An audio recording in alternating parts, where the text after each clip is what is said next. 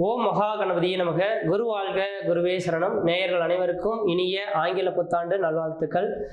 நம்ம இந்த வீடியோ மூலியமாக 2024ஆம் ஆண்டிற்கான ஆங்கில புத்தாண்டு ராசி பலன்களை பார்க்க இருக்கிறோம். குறிப்பாக இந்த வீடியோவானது பார்த்தீங்க அப்படின்னாக்கா கும்ப ராசிக்கான வீடியோ. இந்த கும்ப ராசிக்காரர்களுக்கு 2024 எப்படி இருக்குது அப்படின்றத பார்க்கும்போது எப்பொழுதுமே வருட பலன்கள் நிர்ணயிக்கும் போது ஆண்டு கிரகங்களை மையப்படுத்தி தான் நம்ம நிர்ணயிக்கிறோம். அதில் முதலாவதாக பார்த்தீங்கன்னா சனி பகவான். இந்த சனி பகவான் பார்த்தீங்கன்னா 2023ஆம் ஆண்டு டிசம்பர் மாதம் 20ஆம் தேதி அன்று தான் மகர ராசியிலிருந்து உங்கள் ராசிக்கு இந்த சனி பகவான் பயிற்சி ஆகியிருக்கிறார். இது ஒரு யோகமான அமைப்புகள் தானாக்கா? எனக்கு தெரிஞ்சளவு அந்தளவுக்கு யோகமான அமைப்புகள் கிடையாது. அப்போ இந்த ஜனவரி மாதத்திலிருந்து நீங்கள் எல்லா விஷயத்துலையும் எச்சரிக்கையாக இருக்கக்கூடிய காலகட்டங்கள் தொடர ஆரம்பிச்சிருச்சு அப்படின்றத மட்டும் தெளிவாக சொல்ல விரும்புகிறேங்க. காரணம் என்ன அப்படின்னு பார்த்தீங்கன்னாக்கா, ஒரு மனிதனுக்கு 7.5 சனி காலகட்டங்கள் தொடங்கும் போது அது ஜென்மத்தில் குரு சனி பகவான் இருக்கக்கூடிய காலகட்டத்தில் புதிய முயற்சி எடுக்கிறதோ, புதிய தொழில் தொடங்குறதோ, உத்தியோகம் பார்க்குறதோ, ஜாமீன் கையெழுத்து போடுறதோ, கொடுக்கல் வாங்கல் விஷயமா கம்பல்சரி செய்யக்கூடாது அப்படின்றீங்க. அதனால் இந்த நேர காலகட்டத்தில் புதிய முயற்சி எடுக்கிறது, புதிய தொழில் தொடங்குறது, உத்தியோகம் பார்க்குறது இதெல்லாம் செய்யவே வேண்டாம். நீங்கள் மட்டும் எனக்கு இருக்கிற வேலைகளை அப்படியே நீங்கள் செய்துட்டு இருக்கிறது ஓரளவுக்கு நல்லாயிருக்கும். இது 2024 மட்டும் கிடையாதுங்க. 2025 காலகட்டம் வரலுமே உங்கள் ஜென்மத்தில் தான் இருக்க போகிறாருன்னா 2 வருட காலத்துக்கு உங்கள் ராசியிலே இருக்க போகிறார். அந்த நேர காலகட்டத்தில் கொஞ்சம் கவனமாக இருக்கணும். தேவையில்லாத பிரச்சனைகள், வம்பு வழக்குகள், சட்ட சிக்கல்கள் சந்திக்கக்கூடிய காலகட்டங்கள் உருவாகும். வண்டி வாகன தடைகள் ஏற்படுறதுக்கான வாய்ப்புகள் அதிகமாக இருக்கிறத பார்க்க முடியுது. சார் என்ன சார் 2024 புத்தாண்டு ராசி பலன்கள் நல்லபடியாக சொல்லுவீங்கன்னு பார்த்தா எடுத்த உடனே தடை தாமதம்ன்ற மாதிரி சொல்கிறீங்கன்னு இருக்காதீங்க. கண்டிப்பாக ஜோதிட விதிகள் என்ன எடுக்கோ அதை தெளிவாக எழுது உரைக்கணும் அப்படின்றது விதிங்க. அப்போ இந்த நேர காலகட்டத்தில் கொஞ்சம் நல்லா இருக்குது, அப்படி இருக்குது, இப்படி இருக்குன்னு சொல்லிட்டு உங்களை குழப்பிடக்கூடாது. அதனால தான் தெளிவாக எடுத்த உடனே சொல்ல வரேன். கொஞ்சம் எச்சரிக்கையாக இருக்கக்கூடிய காலகட்டங்கள். அப்போ எச்சரிக்கையாக இருக்கணும்னா என்னங்க, எல்லா விஷயத்துலையும் தொழில் செய்யக்கூடிய இடமா இருந்தாலும் சரிங்க, வீட்லையா இருந்தாலும் சரிங்க, யார்கிட்டையும் விதண்டாவாத பேச்சுகளோ வம்பு வழக்குகளோ இருக்கக்கூடாது. யார்கிட்டையும் அதிகமாக நெருங்கி பழகிறதையும் விட்டுருவிங்க. அண்ணன் தம்பி மாமன் மச்சனை யாருன்னு வந்து காசு பணம் கேட்டாலும் அவங்ககிட்ட இல்லைன்னு தெளிவாக சொல்லி வைங்க. கொடுத்துட்டு நீங்கள் ஏமாந்துடக்கூடாது.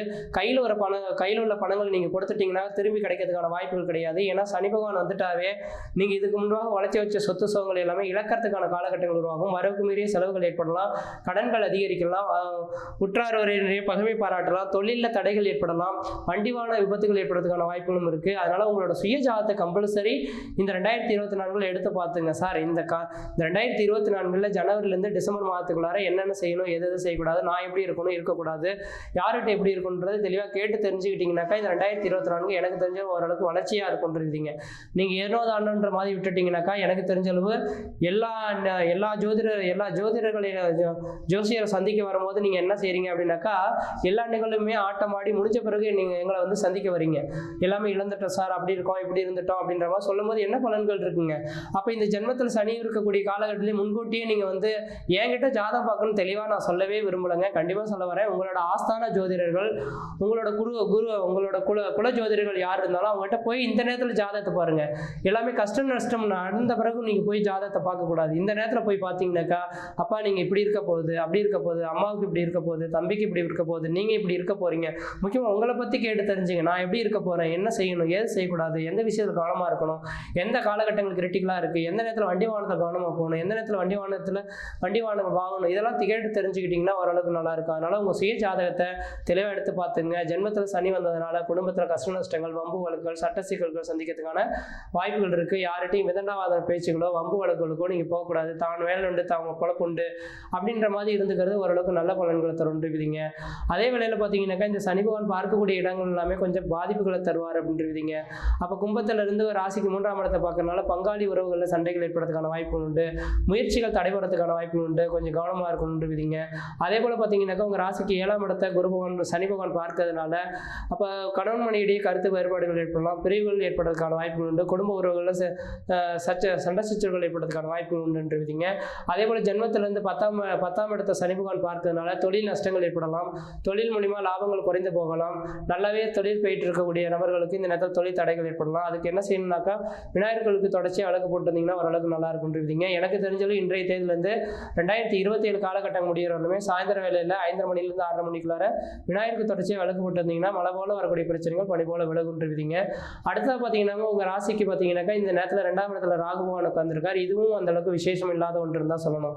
ஏன்னா 2ஆம் இடத்துல ராகு இருந்தால் வரவுக்கு மீறிய செலவுகளும் கடன்களும் சந்திக்கக்கூடிய அமைப்புகள் உருவாகுன்றீங்க. பேசக்கூடிய விஷயத்திலையும் கொஞ்சம் கோபமாக பேசக்கூடிய நபர்களாக நீங்கள் இருப்பீங்க இனிமேலுக்கு. அதனால் கும்பராசிக்காரர்களுக்கு வாக்கு விஷயத்தில் கொஞ்சம் கவனமாக இருங்க. யார்கிட்டையும் விதண்டாவாதம் பேச்சுக்களை பேச வேண்டாம். வரவுக்கு மீறிய செலவுகள் எப்படின்னா எவ்வளோ தான் சம்பாதிச்சாலும் 10 மாதிரி இருக்கும். அதனால் எனக்கு தெரிஞ்சல கடன்கள் எதுக்காக வாங்கிட வேண்டாம்.